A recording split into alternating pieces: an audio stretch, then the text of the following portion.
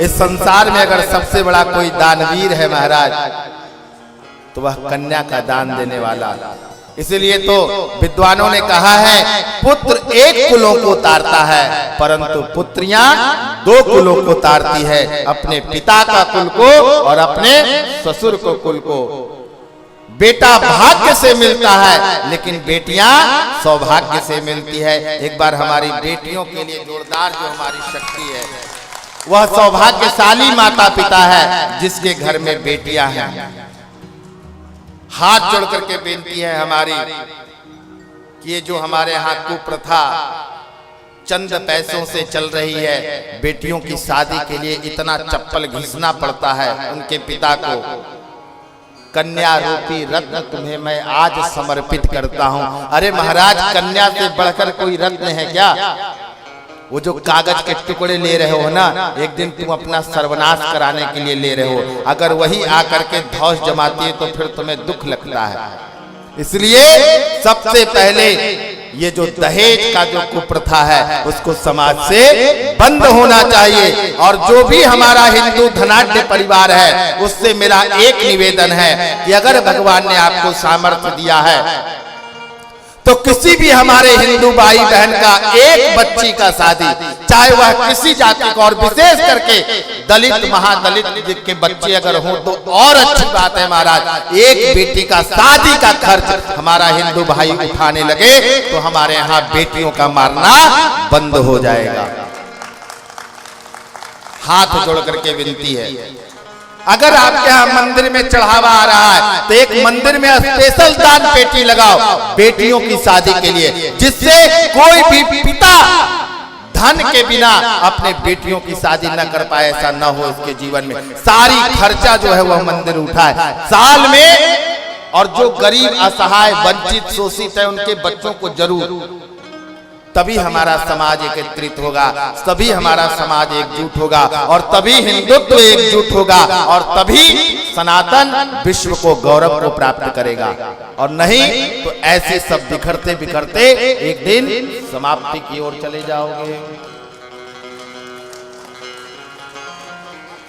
पत्रम पुष्पम फलम तोयम यो मे भक्त्या प्रयक्षति।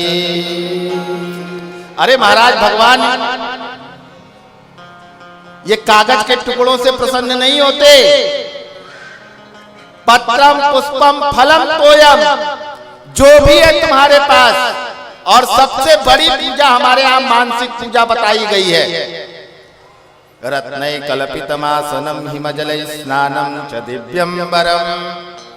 अगर कुछ नहीं है तेरे पास तो मन से सोने का लोटा लो और उसमें सारे तीर्थों का जल यही बुला लो मन से, और बढ़िया हीरा मोती ज्वारात लगा करके एक मंदिर बनाओ मन में, और उसमें भगवान शंकर को दुनिया की कीमती से कीमती चीज चढ़ाओ। जो तुम्हें 56 प्रकार व्यंजन चढ़ाने से जो पुण्य की फल की प्राप्ति नहीं होगी, वह मानसिक पूजा से आप सबको प्राप्त हो जाएगा।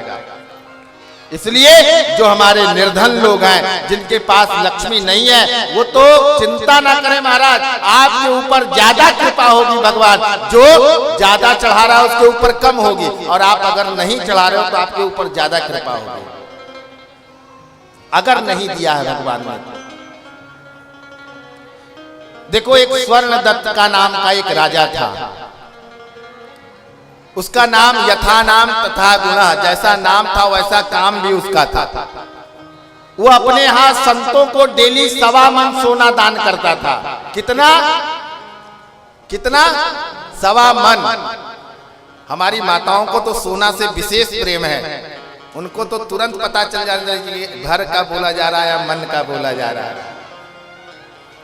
तो जितने संत थे महाराज, सबको 1.25 मन सोना डेली दान करता था वो। अब उस क्षेत्र के जितने संत थे सब धनाढ्य हो गए महाराज, सब राजा बन गए, सबके घर में मर्सिडीज आ गया, सबकी 10-10 तल्ले की कोठी बन गई। लेकिन उसमें एक बेचारा गरीब संत एक और रहता था, उसने कभी भी राजा के यहाँ 1.25 मन सोना लेने नहीं गया।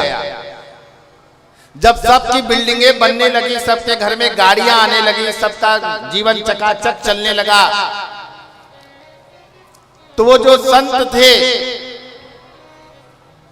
वो गृहस्थी थे। उनकी पत्नी ने कहा कि प्रभु सब जा रहे हैं दान लेने, आप क्यों नहीं जाते? हमारे घर में भी सवा मन सोना आएगा, हम भी आनंद से हैं और आपको दान मिल जाएगा।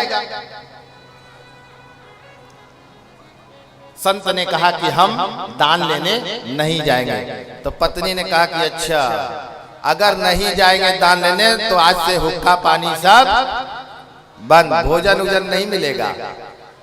सीधा पहला प्रहार माताओं का चूल्हा पे ही होता है।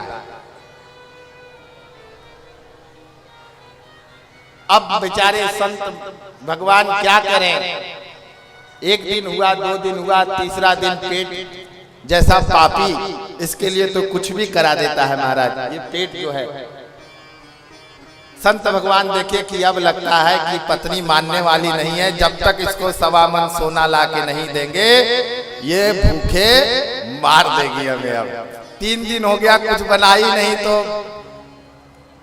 बोले ठीक है भाई, तुम्हारी बात मानते हैं, हम जाते हैं। राजा के यहाँ गए और राजा के यहाँ जैसी गए, राजा से कहा, मंत्री ने कि सभी संतगण आ गए हैं। राजा ने अपने मंत्रियों को आदेश दिया कि जाओ सबको सवा मन सोना दे दो। सब लोग सवा मन सोना लेकर के गया। सबसे लास्ट में खड़े थे वो संत भगवान। जब उन संत की बारी आई तो मंत्री ने कहा लीजिए सवा मन सोना। बोला रुको, बोला ये दान कौन कर रहा है? तो बोला ये दान राजा कर रहे हैं।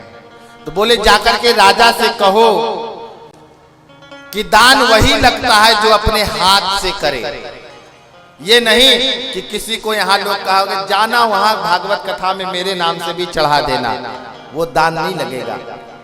जाना वहां लक्ष्मी नारायण यज्ञ में चढ़ा देना, वो दान नहीं लगेगा। दान कौन लगेगा? स्वयं आकर के जब चढ़ाओगे, स्वयं आकर के उसमें योगदान दोगे, तब जाकर के लगेगा। राजा को मंत्री ने कहा कि एक संत आए, वो कह रहे हैं कि ये दान तभी लगेगा जो अपने हाथ से करेगा। तो राजा को लगा कि ये तो बात ठीक है, चलो हम अपने हाथ से दे देंगे। राजा आया और अपने हाथ से उस ब्राह्मण देवता संत भगवान को दान देने लगा। फिर संत भगवान ने रोक लिया, रुको। बोले ये दान तुम कर रहे हो? बोले हाँ। बोले आप कौन हो फिर?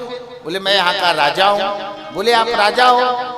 तो राजा आप हो तो ये जो धन है ये तुम्हारा है क्या? अरे राजा का धन तो प्रजा की होती है और प्रजा का धन तुम दान कर रहे हो, ये तो तुम लुटा रहे हो, बर्बाद कर रहे हो। इसको दान कहते हैं क्या?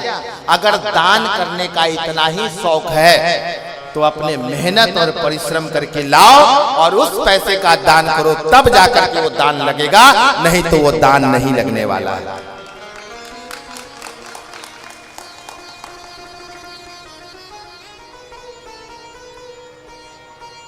अब मान लीजिए अब देश का प्रधानमंत्री मोदी जी है, अभी यज्ञ को, लक्ष्मी नारायण यज्ञ को 10 करोड़ का चेक काट करके दे दे, तू अपने घर से दे रहे हैं क्या?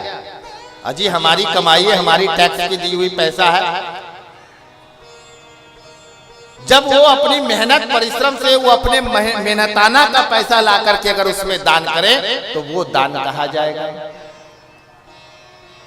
अब वो संत भगवान ने राजा से कहा कि राजन, मैं अपने पत्नी को वचन दे करके आया हूं कि मैं सवा मन सोना लेकर के आऊंगा, दान लेकर के आऊंगा, और अगर दान लेकर के नहीं गया तो मेरा प्राणांत हो जाएगा। उससे अच्छा है कि तुम्हारे घर पे ही हम प्राण त्याग दें। इसलिए अगर तुम्हें दान करना है तो अपना मेहनत और परिश्रम का दान ला करके दो हमें, और नहीं तो यही प्राण तुम्हारे यहाँ त्याग देंगे। अब राजा बेचारा धर्मात्मा था, उसने सोचा संत अगर मर गए द्वार पे तो हत्या लग जाएगी, ठीक है भाई हम जाते हैं कमाने के लिए। अब राजा निकल गए कमाने के लिए।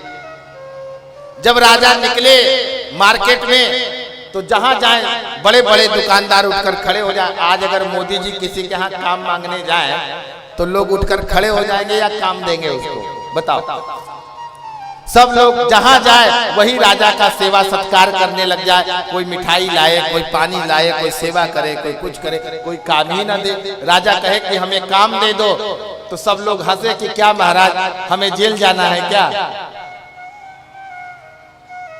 बेचारा राजा थक गया अपने क्षेत्र में घूमते हुए, कोई काम नहीं दिया उसे। करते करते रात्रि 12 बज गया। 12 बजे रात्रि में एक हमारे लोहाकार जो लोहा पीटते हैं, लोहार, वो लोहा पीट रहे थे और उसकी आयु थी 70 से 80 बरस, तो उसको दिखाई कम देता था। वहां राजा गया और उसको कहा कि महाराज हमें कुछ काम दे दो। उस लोहार ने कहा कि बेटा सुबह आना, अब तो आधी रात हो गई है, अब क्या करोगे? बोला नहीं अभी हमें दे दो। तो बोला ले वो ये हथौड़ा मैं पीट रहा था, ये हथौड़ा पकड़ो, लो लोहा पीटो। राजा जो है वो हथौड़ा लेकर के लोहा पीटने लगा। पीटते पीटते राजा जो है वो पूरा पसीने से भीज गया। और प्रातःकालीन हुआ, लोहार से कहा कि दादा इसके बदले हमें कुछ मेहनताना दे दो। तो उस लोहार ने उसको 25 पैसे दिया। रात में काम करने के बदले 25 पैसे राजा को दिया। राजा वो 25 पैसे लिया और आ करके उस संत भगवान को 25 पैसे आकर के दे दिया। अब देखो ध्यान दो, 1.25 मन सोना का उस संत ने त्याग किया कि हमें 1.25 मन सोना नहीं चाहिए, हमें तुम्हारी मेहनत और पसीने की कमाई चाहिए। तो राजा रात में पसीना बहाया और वो 25 पैसा लेकर के आया, संत को दिया। संत ने बड़े हर्ष से उस 25 पैसा को लिया और दोनों हाथ से आशीर्वाद देकर के संत भगवान वहां से चल दिए। अब इधर पत्नी जो है बगल वाली पड़ोसी को कह रही अच्छा बहुत कूद रही थी, अब हमारे घर में भी 1.25 मन आने वाला है, अब हमारे घर में भी सब कुछ आएगा। अब सबको ताना मार रही है और पता है कि आज आएंगे संत भगवान, तो डेली 1-2 सब्जी बनाती थी। लेकिन जब महिलाओं को पता चल जाए कि मेरे पति देव सोना लेकर के आ रहे हैं तो 5 सब्जी से तो कम बनेगा ही नहीं बनेगा। इतना सुंदर की ही रूप, क्या सुंदर भोजन बनाएगी, तृप्त हो जाओगे।